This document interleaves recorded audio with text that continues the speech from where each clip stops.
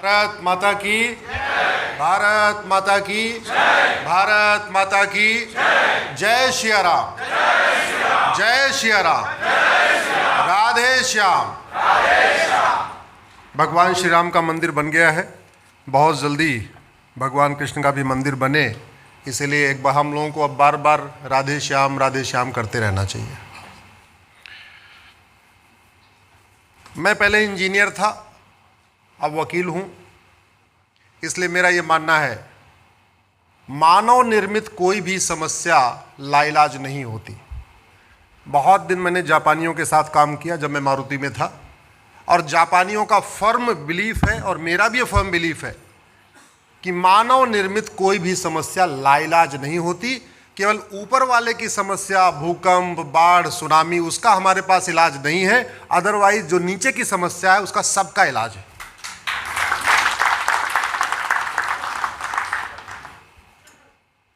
जिन समस्याओं की हम चर्चा करते हैं कि भारत में है, उससे हम परेशान हैं, चाहे वो लब जिहाद हो, चाहे वो लैंड जिहाद हो, चाहे घुसपैठ हो, चाहे वो धर्मांतरण हो, चाहे जनसंख्या विस्फोट हो, या अलगाववाद है, या कट्टरवाद है, या जिहाद है, या मजहबी उन्माद है, ये विश्वव्यापी समस्या है क्या? जरा जोर से बोलिए, जरा जोर से बोलिए। ये वर्ल्ड वाइड समस्या नहीं है, ये हमारे यहाँ समस्या है।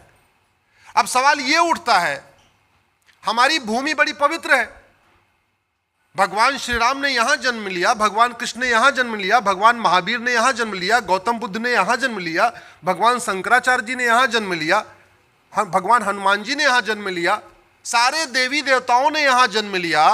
इसके बावजूद हम सारी समस्याओं से पीड़ित हैं।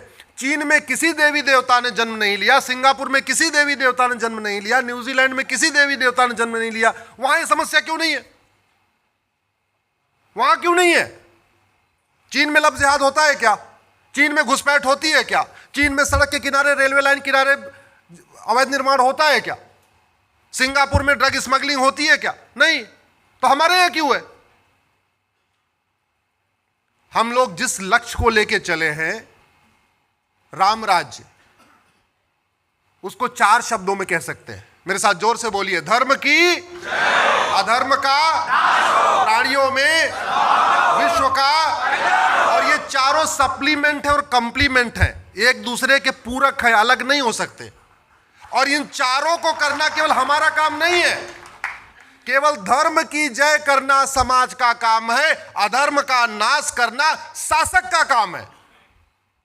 अधर्म का नाश करना हाईकोर्ट का काम है, सुप्रीम कोर्ट का काम है, संसद का काम है, विधानसभा का काम है। अधर्म का नाश करना थाने का काम है, तहसील का काम है, जिले का काम है। अधर्म का नाश करना हवलदार का काम है, थानेदार का काम है, पेशकार का काम है, तहसीलदार का काम है, कलेक्टर का काम है। यह हमारा काम नहीं है। हमारा काम केवल और केवल धर्म की जय करना।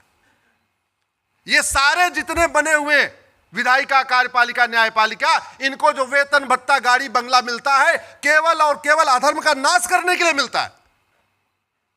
इनको घूमने टहलने के लिए नहीं मिलता। ये जो जहाज से घूमते हैं, चार्टर्ड प्लेन से घूमते हैं, वीआईपी लाइफ जीते हैं, किस लिए जीते हैं? केवल सड़क बना के उसमें 20% कमीशन लेने के लिए, हाईवे बना के उसमें 20% कमीशन लेने के लिए, हॉस्पिटल खड़ी करके उसमें 20% कमीशन लेने के लिए नहीं। उनकी प्राइमरी ड्यूटी है अधर्म का नाश करने के लिए कानून बनाना। जैसे डॉक्टर की प्राइमरी ड्यूटी है बढ़िया दवाई देना, ड्राइवर की प्राइमरी ड्यूटी है अच्छी तरीके गाड़ी चलाना, वैसे ही सांसद, विधायक की प्राइमरी ड्यूटी है सर्वोत्तम कानूनों का निर्माण करना। अगर हमारे यहां घुसपैठ है, सिंगापुर में नहीं है, न्यूजीलैंड में नहीं है, चीन में नहीं है, जापान में नहीं है, इसका मतलब हमारा कानून घटिया है, उनका कानून अच्छा है। और कानून बनाने की कोई लागत आती है क्या? बोलिए जरा, कोई लागत आती है क्या? नहीं। तो यानी वो सारे काम होते हैं जहां 20% कमीशन मिलता है। सड़क बनती है, हाईवे बनता है, रेलवे पुल बनता है, स्कूल बनता है, हॉस्पिटल बनता है, वो सब कुछ बनता है जहां 20% कमीशन मिलता है। लेकिन जहां मुफ्त में घुसपैठ रोकी जा सकती है, मुफ्त में धर्मांतरण रोका जा सकता है, मुफ्त में लैंड जिहाद रोका जा सकता है, मुफ्त में लब जिहाद रोका जा सकता है, कानून बना के, वो काम नहीं होता। और एक बात आपको बताऊं, आज थोड़ा कड़वा कड़वा सुनिएगा, मीठा झूठ बोलता नहीं हूं। मीठा झूठ बोलता तो सांसद विधायक मंत्री बन चुका होता। कड़वा सच बोलता हूं, इसलिए आज तक पार्षद प्रधान भी नहीं बन पाया। ऐसे छोटी सभाओं में बैठक करके हम अपना लक्ष्य नहीं प्राप्त कर पाएंगे। हमें बनना पड़ेगा मुंबई का आजाद मैदान, दिल्ली का रामलीला मैदान, कलकत्ता का ब्रिगेड मैदान। हर एक राज्य में, राजधानियों में बड़े बड़े 1-1 लाख के बड़े बड़े मैदान होते हैं। हमें वो मैदान भरना पड़ेगा। और वो मैदान कैसे भरेगा? आप जरा सोचिए, 12 साल पहले या 14 साल पहले अन्ना आंदोलन पूरे देश में हुआ कि नहीं? लोग सड़कों पे उतरे कि नहीं? क्यों? क्योंकि सबको एक आशा दिख रही थी, एक स्वार्थ दिख रहा था। क्या स्वार्थ था? लोकपाल आएगा, थाने का भ्रष्टाचार खत्म हो जाएगा। लोकपाल आएगा, तहसील का भ्रष्टाचार खत्म हो जाएगा। लोकपाल आएगा, लेखपाल पैसा नहीं मांगेगा, हवलदार पैसा नहीं मांगेगा, थानेदार पैसा नहीं मांगेगा, नगर निगम वाला पैसा नहीं मांगेगा, ये नहीं मांगेगा, ये नहीं मांगेगा। उन्होंने दे दिया। हम भी उसी पार्ट में थे, हम भी उसी टीम में थे, वो काम हमने भी किया। हमारे साथ लोग कॉमन मैन बड़ी संख्या में जुड़े, वो तभी हो पाएगा जब हम कहेंगे राम राज्य आएगा या हिंदू राष्ट्र आएगा तो घूसखोरी खत्म होगी, कमीशनखोरी खत्म होगी, जमाखोरी खत्म होगी, मिलावटखोरी खत्म होगी। जब राम राज्य आएगा नशा तस्करी रुकेगी, मानव तस्करी रुकेगी, अश्लीलता रुकेगी, अवैध निर्माण रुकेगा। हमारे साथ तब लोग जुड़ेंगे जब सब ये कहेंगे हम राम राज्य आएगा, थाने पे कोई पैसा नहीं लेगा, तहसील में कोई पैसा नहीं लेगा, जिले में कोई पैसा नहीं लेगा। जब राम राज्य आएगा तुम्हें तारीख पे तारीख नहीं मिलेगी, तुम्हें 6-6 महीने के अंदर न्याय मिलेगा, तब हमसे कॉमन मैन जुड़ेगा। मैं एग्जांपल आपको देता हूं। राजू की जिहादी हत्या हुई, कृष्णा की हुई, शिवम की हुई, बादल की हुई, नीलेश की हुई, कमलेश की हुई, गंगाराम की हुई, डॉक्टर नारंग की हुई, रतनलाल की हुई, अभिजीत की हुई, रामलिंगम की हुई, रिंकू शर्मा हुई, ध्रुव त्यागी हुई, चंदन गुप्ता हुई, बंधु प्रकाश हुई, रचित जाट हुई, प्रियंका रेड्डी हुई, अंकित शर्मा हुई, दिलवन नेगी हुई, हिना तलरेजा हुई, ट्विंकल शर्मा हुई, किशन भरवाड़ हुई, अंकित सक्सेना हुई, कमलेश तिवारी हुई, निकिता राजपूत हुई, कन्हैया लाल राजस्थान में हुई, उमेश कोल्हे महाराष्ट्र में हुई, नेहा फयाज की हुई। इसके अलावा उर्वी की हुई, मानसी की हुई, रूबी कुमारी हुई, ममता की हुई, रविता की हुई, अंजलि की हुई, ममता की हुई, निधि की हुई, अदिति की हुई, आद्या की हुई, अमृता की हुई, अभिलाषा की हुई, भावना की हुई, बीना की हुई, दीपा की हुई, छवि की हुई, दृष्टि की हुई, इसका की हुई, एकता की हुई, लक्षिता की हुई, रिया की हुई, नीना की हुई, कनिषा की हुई, हर्षिता की हुई। और जब जब हत्या हुई हमने क्या किया? ट्विटर पे ट्रेंडिंग किया, justice for Nikita, justice for Ruby, justice for ये, जस्टिस फॉर ये, जस्टिस फॉर ये। किसी वहसी दरिंदे को आजीवन कारावास फांसी हुई क्या आज तक? जोर से बोलिए जरा। ये जितने मैंने नाम लिए, ये वो नाम लिए हैं जिनके लिए ट्विटर पे 1-1 लाख 2-2 लाख ट्वीट हुए। ये मैंने वो नाम लिए हैं जिसके लिए भाई सुरेश चौहान जी ने रात को बिंदास बोल किया। मैंने वो नाम लिए हैं। मैंने वो नाम लिए हैं जिसको फेसबुक ट्विटर पे बड़ी बड़ी फोटो शेयर की गई। मैंने वो नाम लिए हैं जिसके लिए नेताओं ने बयान दिया। इन नामों में से कोई एक नाम बताइए जिसके हत्यारे को 100% प्रॉपर्टी जब्त हुई हो, उसकी नागरिकता खत्म हुई हो, उसको आजीवन कारावास फांसी, कोई एक नाम बताइए। हुई? तो हम क्या कर रहे हैं? हम जस्टिस फॉर ये तो कर रहे हैं।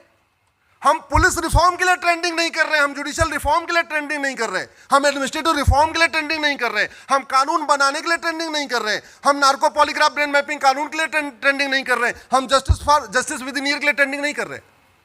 हम अपनी पूरी ऊर्जा एक छोटे से पार्ट के लिए रहे, बड़े पार्ट के लिए कर ही नहीं रहे। सड़क के किनारे अवैध निर्माण क्यों होता है? क्योंकि कानून का खौफ नहीं है। बस अड्डे के किनारे अवैध निर्माण क्यों होता है? कानून का खौफ नहीं है। धर्मांतरण क्यों होता है? कानून का खौफ नहीं है। लफ्ज जिहाद क्यों होता है? कानून का खौफ नहीं है। लैंड जिहाद क्यों होता है? कानून का खौफ नहीं है। मिठाई पे थूकते हैं, फेशियल मसाज करते करते थूकते हैं, क्यों? कानून का खौफ नहीं है। ये कानून का खौफ कौन पैदा करेगा? हम पैदा करेंगे क्या? आप पैदा करोगे क्या? ये कानून का खौफ पैदा करना संसद का काम है, सांसदों का काम है, विधायकों का काम है। और जो समस्या राष्ट्रीय हो उसका समाधान राष्ट्रीय स्तर पे होना चाहिए। धर्मांतरण राष्ट्रीय समस्या है तो धर्मांतरण के लिए कानून कहां बनना चाहिए? संसद में। और नहीं, क्यों नहीं बन रहा है? उनको भी पता है ये 500-600 लोग हैं, सेमिनार कर लेंगे, कोई बात नहीं, कुछ उसके अलावा कुछ करने वाले नहीं है, उसके अलावा उनको कोई दम नहीं है। ये उनको पता है गरीबी बढ़ाते रहो, उसके बाद मुफ्त में 5 किलो अनाज देते रहो, अपनी दुकान चलाते रहो। कहां से हिंदू जागेगा? वो तो 5 किलो अनाज के लिए ऑलरेडी हुआ है कि उसको महीने में 5 किलो अनाज चाहिए।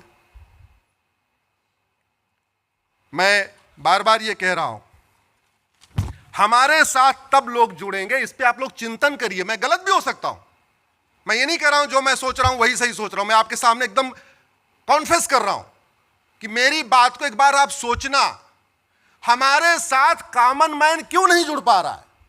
हमारा लक्ष्य इतना अच्छा है, इतना स्पष्ट है, क्या हम मुंबई का आजाद मैदान, दिल्ली का रामलीला मैदान, कलकत्ता का ब्रिगेड मैदान भर सकते हैं क्या?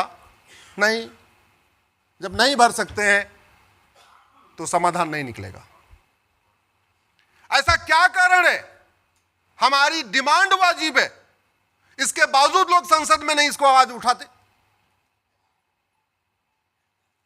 मैंने एक पीआईएल फाइल किया धर्मांतरण के खिलाफ, मेरी पीआईएल को डिसमिस कराने के लिए 10 पिटीशन और आई, और 10 बड़े सीनियर वकील खड़े होते हैं, नाम नहीं बताना चाहूंगा, 10 दिग्गज वकील खड़े होते हैं। उसमें एक भूतपूर्व कानून मंत्री है, एक भूतपूर्व वित्त मंत्री है, और एक भूतपूर्व विदेश मंत्री है। वो खड़े होकर कह रहे हैं इनकी पिटीशन गड़बड़ है, डिसमिस कर दो। हम केवल इतना कह रहे हैं कि धर्मांतरण को राष्ट्रीय सुरक्षा के लिए खतरा घोषित कर दो, धर्मांतरण को देश की एकता अखंडता के लिए खतरा घोषित कर दो, धर्मांतरण को एक ऑर्गेनाइज्ड क्राइम घोषित कर दो। इतनी हमारी मांग है। लेकिन पीआईएल की एक लिमिट होती है। धर्मांतरण के खिलाफ कठोर कानून संसद में एक दिन में बन सकता है, एक दिन में बन सकता है। कोर्ट में तो तारीख पे तारीख चलती है।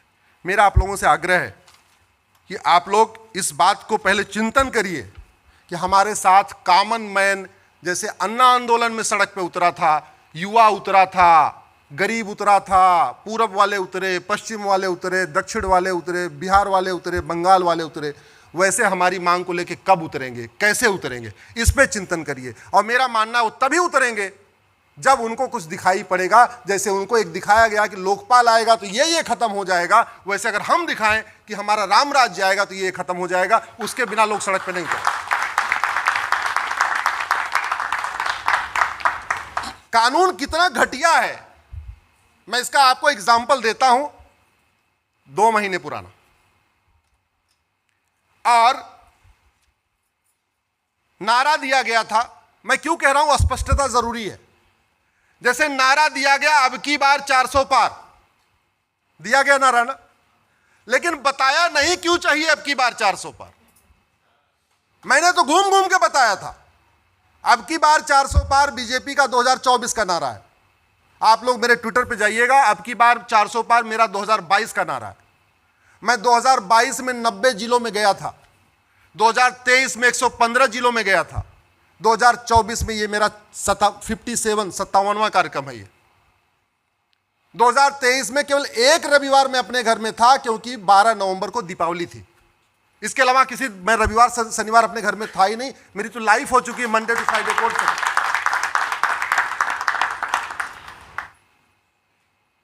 हमारी पीआईएल पे लोग करोड़ों कमा चुके हैं, क्योंकि हमारी पीआईएल का विरोध करने वाले बड़े दिग्गज वकील आते हैं, 20-20 लाख वो फीस लेते हैं और करोड़ों रुपए कमा चुके हैं।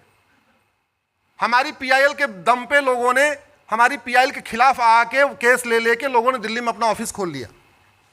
मेरे पास दिल्ली में ऑफिस नहीं है, मेरे पास दिल्ली एनसीआर में कहीं ऑफिस ही नहीं है। मैं जो कुछ करता हूं अपने घर से करता हूं, और घर भी मेरा 40 किलोमीटर दूर है सुप्रीम कोर्ट से, जहां मुझे 1.5-2 घंटे लगता है आने जाने में।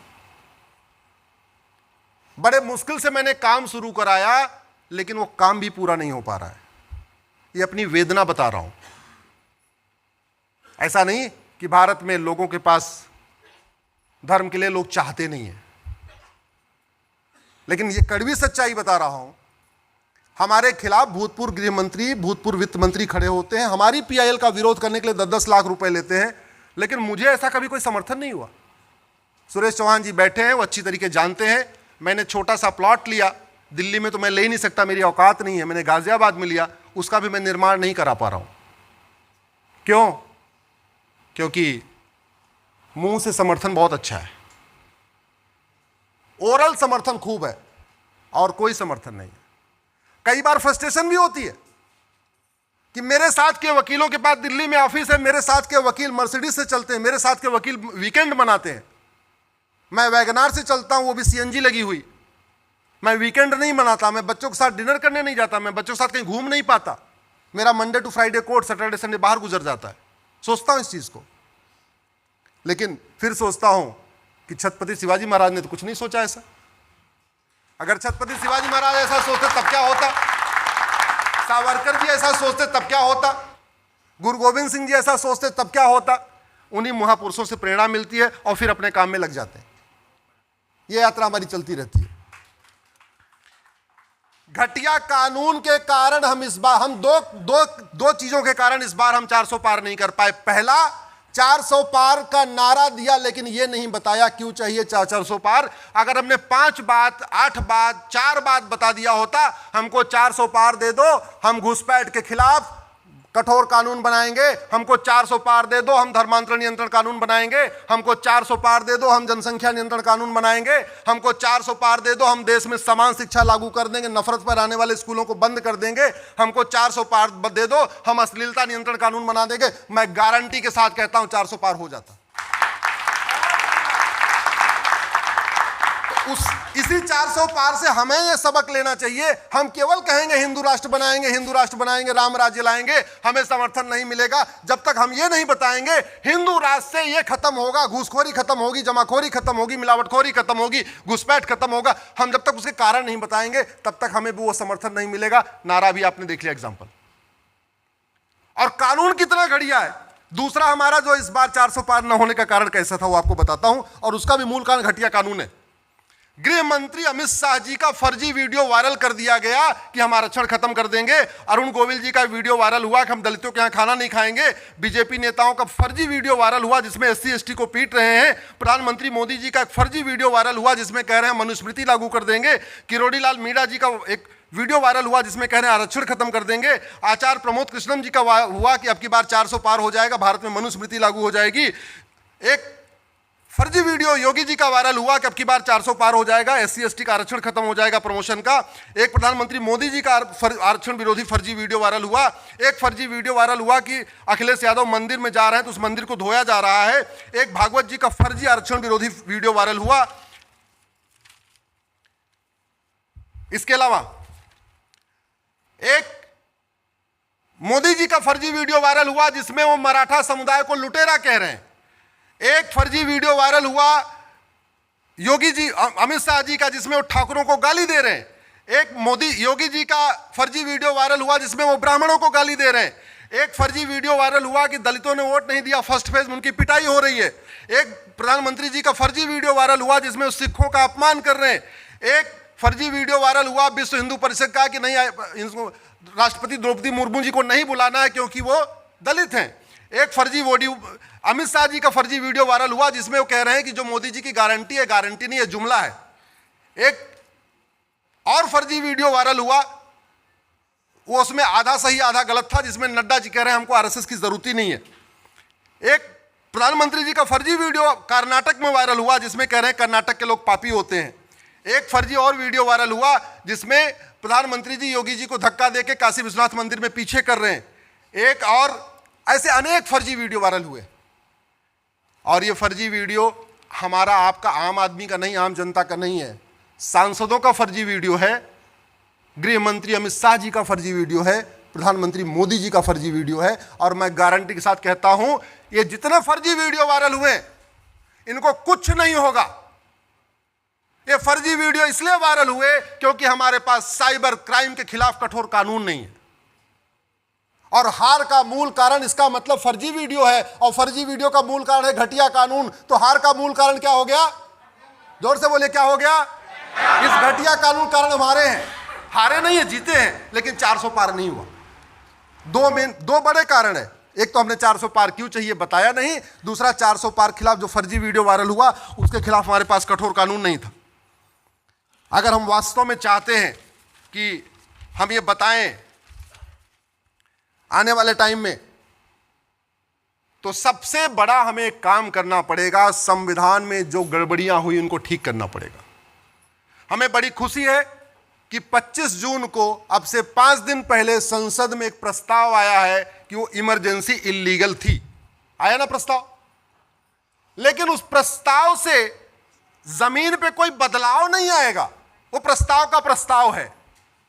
जमीन पे तब बदलाव आएगा जब एक और प्रस्ताव आए कि उस इमरजेंसी के दौरान जितने संविधान में संशोधन हुए और जितने कानून बनाए गए वो सारे बेकार हैं, वो सारे खत्म हो जाएंगे। तब बदलाव आएगा। केवल इमरजेंसी को काला दिन, काला इतिहास बताने से कोई बदलाव नहीं आने वाला। वो केवल एक एकेडमिक डिबेट रहेगी।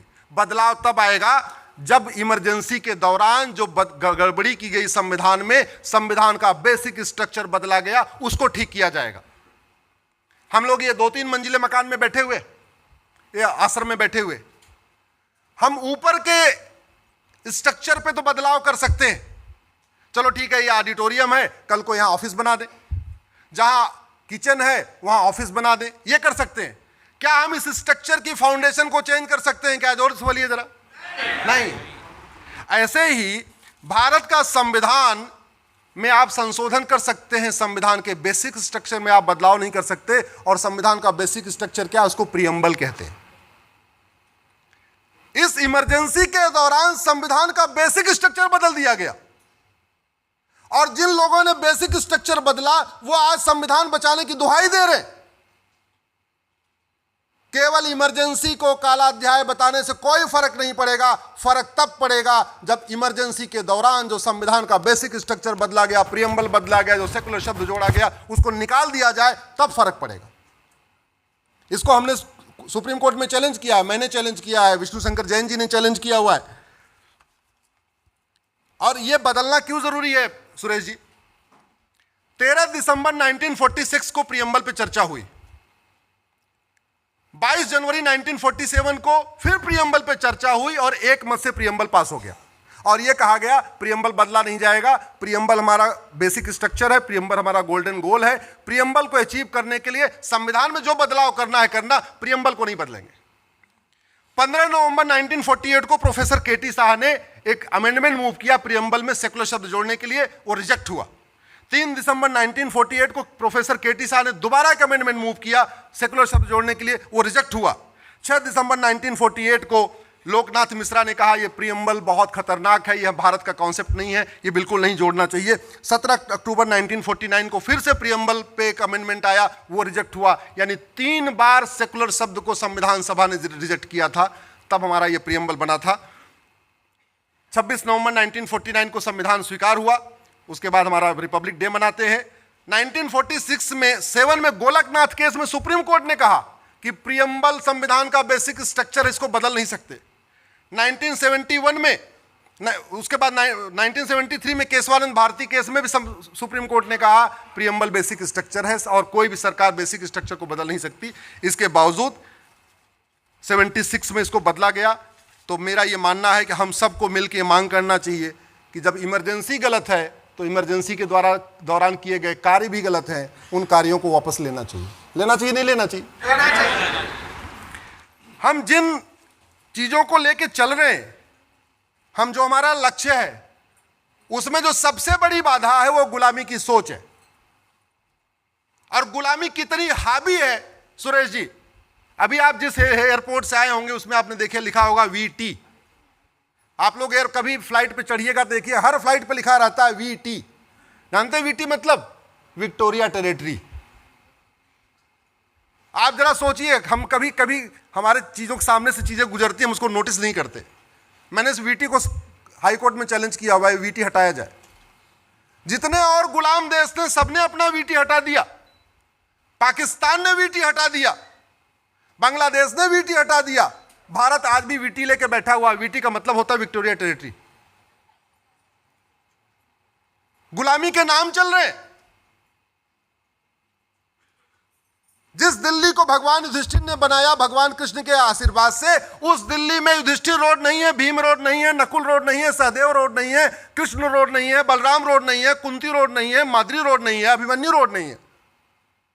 उस दिल्ली में Babar road, Humayun road, Tughlaq road, Ghazni road, Ghori road, Lodhi road, सारी रोड है। इसके लिए आवाज उठाएंगे ना? हमारा जो लक्ष्य है ना वो टॉप का है। जैसे घर बनाने के पहले एक साथ छत नहीं पड़ती, पहले फाउंडेशन पड़ती है, फिर पिलर खड़ा होता है, फिर दीवार खड़ी होती है, शटरिंग होती है, फिर छत पड़ता है, फिर प्लास्टर होता है। तो हमें पहले छोटी छोटी चीजों को एक एक करके डिमांड में लाना होगा। सबसे पहले मैं कहना चाहिए गुलामी का नाम हटाओ, और टुकड़े टुकड़े में नहीं, एक बार औरंगजेब रोड बदल दिया, एक इलेक्शन के पहले ये बदल दिया ना, एक भारतीय नामकरण संहिता बनाओ, एक साथ पूरे देश के गुलामी के नामों को बदलो। मैंने पीआईएल फाइल किया था, लेकिन सुप्रीम कोर्ट के जज साहब को बहुत मिर्ची लग गई, जस्टिस जोसेफ को। बोले इससे तो देश उबल जाएगा। हमने देश क्यों उबल जाएगा? अरे जिन वहशी दरिंदों ने हमारे माताओं बहनों का बलात्कार किया, जिन वहशी दरिंदों ने हमारे पूर्वजों की हत्या किया, उनके नाम पे सड़क मोहल्ले गलियां क्यों होनी चाहिए? हम स्वतंत्र हो चुके हैं, हम संप्रभु हो चुके हैं, उनके नाम पे क्यों होनी चाहिए? हमें सबसे पहले उसके बाद मांगना चाहिए कि सारे गुलामी के निशान हटाओ। वैसी दरिंदों के द्वारा जितने हमारे मठ मंदिर तोड़े गए हैं उसको रिस्टोर करना चाहिए, और रिस्टोर करने के लिए अगर कोर्ट की लड़ाई चलेगी तो बहुत साल चलती रहेगी। पहले डिस्ट्रिक्ट कोर्ट में मुकदमा चलेगा, फिर हाई कोर्ट में मुकदमा चलेगा, फिर सुप्रीम कोर्ट में मुकदमा चलेगा, एक बार भोजशाला का चलेगा, एक बार भद्रकाली का चलेगा, एक बार मथुरा का चलेगा, एक बार यहां नहीं।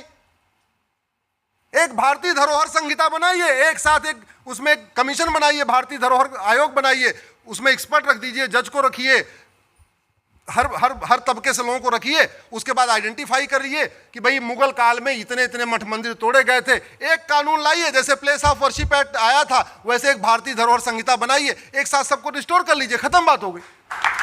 कोर्ट के जरिए कितना लड़ते रहेंगे? भारत के संविधान में जो हमारे चित्र थे, भगवान राम का चित्र, भगवान कृष्ण का चित्र, भगवान नटराज का चित्र, छत्रपति शिवाजी महाराज का चित्र, गुरु गोविंद सिंह का चित्र, झांसी की रानी का चित्र, नेताजी सुभाष चंद्र बोस के चित्र, सारे चित्र थे, वो चित्र गायब हो गए। उनको वापस रिस्टोर करने की मांग करिए। हम सबको मांग करना चाहिए, क्यों नहीं होना चाहिए?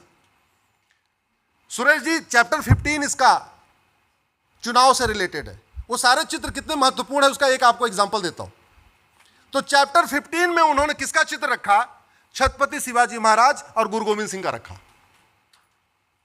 मैसेज क्या था? मैसेज यह था कि सारी पॉलिटिकल पार्टियां छत्रपति शिवाजी महाराज और गुरु गोविंद सिंह के रास्ते पे चलेंगी, और वोट देने से पहले छत्रपति शिवाजी महाराज और गुरु गोविंद सिंह के बलिदान को याद करेगा, उनको याद करेगा, और यह देखेगा कौन सी पॉलिटिकल पार्टी सबसे बढ़िया ईमानदारी के साथ उनका काम कर रही है, उसको वोट करेगा। लेकिन निकाल दिया। हमें ये कहानी नहीं पता, हमें ये बात ही नहीं पता। न स्कूल में पढ़ाया जा रहा है, न भारत में कहीं लॉ कॉलेज में पढ़ाया जा रहा है, कहीं पढ़ाया नहीं जा रहा है। बाबा साहब अम्बेडकर ने कहा था संस्कृत हमारी राष्ट्रभाषा होनी चाहिए, नहीं हुआ। इसी तरीके से मठ मंदिरों को कंट्रोल किया, मजार मस्जिद दरगाह कंट्रोल नहीं किया। तो हम जिस राम राज्य की स्थापना करना चाहते हैं उसके लिए एक नहीं अनेक कानून बनाने पड़ेंगे, उसके लिए लगातार बदलाव करना पड़ेगा, और उसके लिए संविधान में केवल मैं कह रहा हूं संविधान बदलने की जरूरत नहीं है, संविधान में जो गड़बड़ी हुई है उसको ठीक करने की जरूरत है। आप प्रियम्बल का सोशलिस्ट सेकुलर हटा दीजिए, आपकी आधी समस्या खत्म हो जाएगी, आधी समस्या खत्म हो जाएगी। आप धर्म और रिलीजन को डिफाइन कर दीजिए। 3 काम महत्वपूर्ण करने की जरूरत है। पहला, धर्म को डिफाइन करने की जरूरत है, धर्म है क्या, और रिलीजन को डिफाइन करने की जरूरत है। और सुरेश जी, एक सिटीजनशिप कोड बनाने की जरूरत है, नागरिकता कानून बनाने की जरूरत है। साफ साफ लिखा होना चाहिए, जो संविधान को नहीं मानेगा उसको भारतीय नागरिकता नहीं मिलेगी। अगर किसी के रिलीजियस किताब में इक्वलिटी नहीं है, जो सबको एक समान नहीं मानता, उसको नागरिकता नहीं मिलेगी। संविधान कहता है ना, मैं 2 बहुत बेसिक बात पूछ रहा हूं। संविधान कहता है इक्वलिटी, यानी सब लोग एक समान है। अगर किसी किताब में लिखा है कि सब लोग एक समान नहीं है, तो क्या उसको भारत की नागरिकता मिल सकती है क्या? जोर से बोलिए। नहीं। अरे इस संविधान से सारे रास्ते निकल आएंगे। जो वसुधैव कुटुंबकम को ना माने, जो नारी तू नारायणी को ना माने, जो यत्र नारस्ति पूज्यते रमन्ते तत्र देवता को ना माने, जो सर्व मंगल मांगल्य को ना माने, उसको भारत की नागरिकता मिलनी चाहिए क्या? हमारे पास नागरिकता वाला कानून ही नहीं है कोई। आज तक हमने, आप मुझे बताइए 75 साल के इतिहास में किसी जासूस की नागरिकता गई, किसी गद्दार की नागरिकता गई, किसी आतंकवादी की नागरिकता गई, किसी अलगाववादी की नागरिकता गई, किसी जिहादी की, किसी की नागरिकता गई क्या? अरे कानून ही नहीं, कहां जाएगी? कानून नहीं है। तो सबसे पहले भारतीय नागरिक कौन होगा, टर्म्स कंडीशन होनी चाहिए। बर्थ सर्टिफिकेट इशू करते समय लिखा होना चाहिए मेरा बेटा ये मानेगा, ये मानेगा, ये मानेगा, ये मानेगा, और नहीं मानेगा नागरिकता खत्म। समस्याएं कुछ कम होंगी कि नहीं होगी? भारत में धर्मांतरण को प्रमोट करने के लिए 10 कानून चल रहे हैं। धर्मांतरण को प्रमोट करने के लिए लगभग 500 योजनाएं चल रही हैं, लेकिन घर वापसी के लिए न एक भी कानून है, न एक भी योजना है। और हमें कई बार हम उसको इग्नोर कर जाते हैं। जैसे मैंने कहा ना, जहाज में खूब चलते हैं, वीटी को कभी ध्यान से पढ़ते नहीं है, इसलिए हमें पता नहीं वीटी का मतलब विक्टोरिया टेरिटरी होता है। ऐसे ही ये जो माइनॉरिटी वाली स्कीम चल रही है, इसका दुष्परिणाम क्या हो रहा है? न संविधान में माइनॉरिटी डिफाइन है, न भारत के किसी माइनॉरिटी इस कानून में माइनॉरिटी डिफाइन है। इसके बावजूद माइनॉरिटी कमीशन चल रहा है, माइनॉरिटी अफेयर मिनिस्ट्री चल रही है। 300 माइनॉरिटी की स्कीम सेंटर की है, बाकी अलग अलग राज्यों की लगभग 200 स्कीम है। टोटल कितनी स्कीम हो गई? 500। लगभग 5,000 करोड़ रुपए सेंटर खर्च करता है, सारे राज्य मिला के भी लगभग 5,000 करोड़ खर्च करते हैं। 10,000 करोड़ तो डायरेक्ट जा रहा है। बाकी जो अलग से स्कीम है, मुफ्त मकान और वो कन्यादान वाली कौन सी योजना है, क्या बोलते हैं, सगुन योजना, ऐसी अलग अलग योजनाएं चल रही हैं। इसका दुष्परिणाम क्या हो रहा है? झुग्गी में सारे गरीब रहते हैं, झुग्गी नंबर 1 में हिंदू रहता है, झुग्गी नंबर 2 में मुस्लिम रहता है, झुग्गी नंबर 3 में क्रिश्चियन रहता है। झुग्गी नंबर 2 और 3 को हर महीने 1,000 रुपए वजीफा मिल रहा है। क्यों? क्योंकि या तो मुस्लिम है या क्रिश्चियन है। उतना ही गरीब हिंदू है, लेकिन उसको 1,000 नहीं मिलता। अब उसका पिता, सारे मजदूर हैं तभी झुग्गी में रह रहे हैं, उसका पूछता है, भाई अरे यार तुम्हें 1,000 मिलता है, मेरे बेटे को तो नहीं मिलता। बोले इसलिए नहीं मिलता क्योंकि मैं मुस्लिम हूं, मैं क्रिश्चियन हूं। फिर क्या करे? बोले तू भी मुस्लिम या क्रिश्चियन बन जा। अब वो सोचता है मुस्लिम बनूंगा तो अनिल कुमार का नाम तो फिर अकरम रखना पड़ेगा। बोले और क्या करे? बोले काम करो तुम क्रिश्चियन बन जाओ, क्योंकि अनिल कुमार का अनिल कुमार ही रखना है, नाम नहीं बदलना, खतना नहीं कराना, कुछ भी नहीं कराना, कलमा नहीं करना, कुछ नहीं करना। क्रिश्चियन बनने कुछ नहीं करना होता है, केवल डुबकी लगानी होती है। अब वो डुबकी लगाता है और स्कूल में एडमिशन के समय अनिल कुमार सब वही पता रहता है, रिलीजन वाले कॉलम में क्रिश्चियन लिखवा देता है। जब रिलीजन वाले कॉलम में क्रिश्चियन लिखवा दिया और उसको माइनॉरिटी स्कीम के अंतर्गत वजीफा आना शुरू हुआ, तो कुछ दिन के बाद उस स्कूल वाले जानते रहते हैं झूठा है तो एक्चुअल में हिंदू, क्रिश्चियन लिखा हुआ है। अब स्कूल वाले कहते हैं यार तू भाई तो 1,000 रुपए लिख रहा है, तो क्रिश्चियन है, तो रक्षा क्यों बाधा है? रक्षा काट के फेंक देता है। तो क्रिश्चियन है, तिलक कैसे लगाया? तिलक मिटा देता है। तो क्रिश्चियन है, तेरे यहां होली दिवाली कैसे होती है? होली दिवाली बंद। तो क्रिश्चियन है, गले में क्रॉस नहीं है, क्रॉस पहन लिया। अमीर हिंदुओं के पैसे से गरीब हिंदुओं का धर्मांतरण इस माइनॉरिटी स्कीम के अंतर्गत हो रहा है। आप ही का पैसा है। इस देश के जीएसटी देने वाले, इनकम टैक्स देने वाले, टोल टैक्स देने वाले, रोड टैक्स देने वाले, वैट देने वाले, आप ही के पैसे से, मठ मंदिरों में जो चढ़ाते हुंडी में उस पैसे से माइनॉरिटी स्कीम चल रही है और स्टेट स्पॉन्सर्ड कन्वर्जन हो रहा है। इस कन्वर्जन को आप ऐसे नहीं रोक सकते। कन्वर्जन तभी रुकेगा जब रिलीजन के आधार के सारे कानून खत्म होंगे और रिलीजन के आधार की सारी योजनाएं बंद होगी, माइनॉरिटी स्कीम बंद होगी, माइनॉरिटी अफेयर मिनिस्ट्री बंद होगी, माइनॉरिटी कमीशन बंद होगा, तब ये कन्वर्जन रुकेगा। और इसका मैं बहुत व्यक्तिगत रूप से मैंने तमिलनाडु में इसका स्टडी किया है, केरल में स्टडी किया है, भारत के कई राज्यों में स्टडी किया। अभी मैं पूर्वोत्तर गया था 2 सप्ताह पहले। वहां हिंदू एक राज्य में 8% है, एक राज्य में 2% है, एक राज्य में 3% है, एक राज्य में 5% है। इसके बावजूद वो माइनॉरिटी नहीं कहलाते। वहीं दूसरी तरफ जो 90% है, 92% है, वो माइनॉरिटी कहलाते हैं। तो उनको सारी माइनॉरिटी स्कीम का लाभ मिल रहा है, तो धीरे धीरे धीरे धीरे वो कन्वर्ट होते चले जा रहे हैं। कन्वर्जन रोकना है तो कई सारे कानूनों को खत्म करना पड़ेगा और कन्वर्जन के लिए कठोर कानून बनाना पड़ेगा। मैं आपसे पूछता हूं, मुगल क्या करने आए थे? क्या सत्ता हथियाने आए थे क्या? नहीं, सत्ता तो उनके लिए एक जरिया था। मुगल आए थे यहां की डेमोग्राफी बदलने के लिए, धर्मांतरण कराने के लिए। अंग्रेज यहां व्यापार कराने नहीं आए थे, यहां पे सत्ता लेने नहीं आए थे। ईस्ट इंडिया कंपनी और सत्ता वो एक जरिया था। मूल काम उनका था यहां हिंदुस्तान में क्रिश्चियनिटी को फैलाना। जैसे मुगल आए थे इस्लाम को फैलाने के लिए, अंग्रेज आए थे क्रिश्चियनिटी को फैलाने के लिए। ना हमने मुगलों का नियम कानून बदला, ना हमने अंग्रेजों का नियम कानून बदला, तो होगा क्या? वो जो फैलाव हो रहा है रुकेगा कैसे? 1894 में अंग्रेजों ने एक लैंड एक्विजिशन एक्ट बनाया, पूरे देश में सिविल लाइन बनाई। आप पूरे देश के सिविल लाइन में जाके देखिएगा, वहां 50% जमीन चर्च के पास होती है। भारत के किसी भी सिविल लाइन में जाके देख लीजिए, दिल्ली वाली देख लीजिए, इलाहाबाद वाली देख लीजिए, कहीं देख लीजिए, 50% सिविल लाइन की जमीन चर्च के पास होती है। उनकी 99 ईयर की लीज पूरी हो चुकी है सुरेश जी। आज तक कभी डिमांड ही नहीं हुआ कि जब 99 साल की लीज पूरी हो गई तो जमीन वापस ले लो। 5 मिनट में खत्म करूं? ठीक।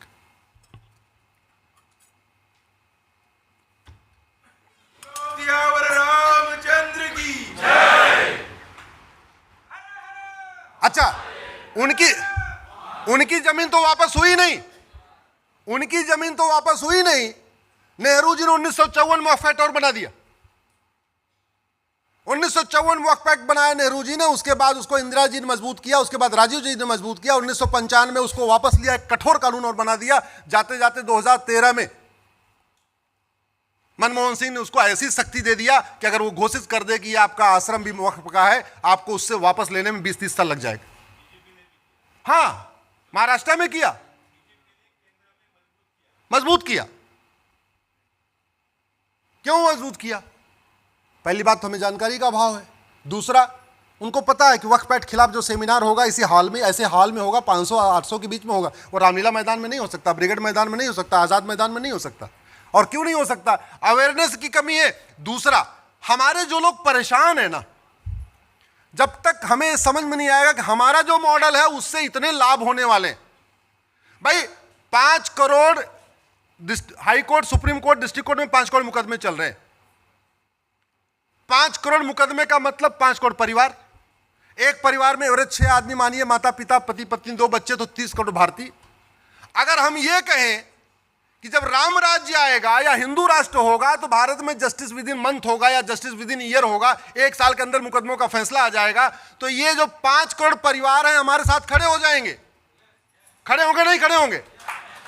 तब रामलीला मैदान भरेगा, तब जाके आजाद मैदान भरेगा, तब ब्रिगेड मैदान भरेगा। जब हम ये बताएंगे, जब हम ये कहेंगे हमारा जो मॉडल है, जब हमारा ये आएगा, राम राज्य आएगा, तुम्हें थाने पे ज़्यादा कुछ परेशान नहीं होना पड़ेगा, तुम्हें तहसील में परेशान नहीं होना पड़ेगा, तुम्हें जिले में परेशान नहीं होना पड़ेगा, तब वो हमारे साथ आएंगे। और डॉक्टर बदलने से बीमारी ठीक नहीं होती। यूपी में एक मुकदमा शुरू हुआ 1985 में, 40 साल बीत चुके हैं, उसके बाद अब तक 15 मुख्यमंत्री बदल गए। वो मुकदमा आज भी सबसे नीचे है। अभी चकबंदी अधिकारी के यहाँ है। अगर डिसाइड हो जाएगा एसओसी के यहाँ जाएगा, डिसाइड होगा डीडीसी के यहाँ जाएगा, डिसाइड होगा फिर कमिश्नर के यहाँ जाएगा, फिर डिसाइड होगा फिर हाई कोर्ट जाएगा, फिर डिसाइड होगा फिर सुप्रीम कोर्ट आएगा। उनके लिए हिंदुत्व है और हिंदू राष्ट्र से कोई मतलब नहीं है। क्यों? क्योंकि उनको हर महीने तारीख पे तारीख में परेशान है। वो परिवार 3 जनरेशन से परेशान है। हाँ, उस परिवार को अगर ये पता चल जाए कि भाई अश्विनी उपाध्याय जी या हिंदू जनजागृति समिति जो काम कह रही है, ये हमें 1 साल के अंदर फैसला दिलवा देंगे, वो पूरा गांव लेके हमारे साथ खड़े हो जाएंगे। जो लोग बलात्कार से पीड़ित हैं उनको पता चल जाए कि हमको 6 महीने के अंदर सजा हो जाएगी, जिसने लफ्ज़ जिहाद किया, लैंड जिहाद किया, इसको 6 महीने में सजा हो जाएगी, वो पूरे सपरिवार, पूरे गांव वाले हमारे साथ खड़े हो जाएंगे। तो हमें एक मॉडल देना पड़ेगा कि हम जो कह रहे हैं उससे इतने फायदे हैं, बिना फायदे के कोई आएगा नहीं। मैं आपको बता दूं, फिर हम छोटी छोटी कॉन्फ्रेंस करेंगे 1500 वाली, वो बड़ी कॉन्फ्रेंस या बड़ा रामलीला जंतर मंतर नहीं भर पाएगा। तो मेरा आप लोगों से निवेदन ये है कि एक बार आप सब लोग इस बात को समझिए। मैं तो अलग अलग वीडियो पे बोलता ही रहता हूं, जब तक संविधान में जो बदलाव किया गया, जब तक अंग्रेजी कानून नहीं बदलेंगे, जब तक मुगलों के कानून नहीं बदलेंगे और जब तक कांग्रेसी कानून नहीं बदलेंगे। कांग्रेस ने भारत को बर्बाद करने के लिए 50 कानून के आसपास बनाए। वक्फ एक्ट है, उसमें प्रेस ऑफ वर्शिप एक्ट है, उसमें माइनॉरिटी कमीशन एक्ट है, माइनॉरिटी एजुकेशन एक्ट है, ऐसे 50 कानून बनाए। हम कांग्रेस की निंदा करते हैं लेकिन कांग्रेस के कानूनों को खत्म नहीं करते। तो निंदा करने से जमीन पे कोई परिवर्तन आएगा क्या? अरे भारत में कानून का राज है और कानून घटिया है तो राज घटिया रहेगा। तो मेरा आप लोगों से आग्रह है, अपने अपने सांसदों को पकड़ना शुरू करिए, सांसदों को टोका टोकी करना शुरू करिए, अकेले मत जाइए, थोड़ा ग्रुप बना के जाइए। आप लोग बहुत अच्छा काम कर रहे हैं, हिंदू जनजागृति समिति इतना शानदार काम कर रही है, मैं तो धन्य हो गया आपके बीच में आके, और आपका पुरुषार्थ देख के, आपका डेडिकेशन देख के, आपका डिटर्मिनेशन देख के, आपका डिवोशन देख के, और मैं आज इस बात के साथ अपनी बात खत्म कर रहा हूं। आगे से आप मुझे जब भी बुलाएंगे, जहां भी बुलाएंगे, अपने जिस भी कार्यक्रम में बुलाएंगे, मैं सारे काम छोड़ के आपके बीच आऊंगा। इसी के साथ भारत माता की, भारत माता की जय सिया राम, जय सिया राम, राधे श्याम, राधे श्याम। ऐसी ही और वीडियो को देखने के लिए चैनल को सब्सक्राइब कीजिए, वीडियो को लाइक कीजिए, कमेंट कीजिए और शेयर कीजिए। धन्यवाद।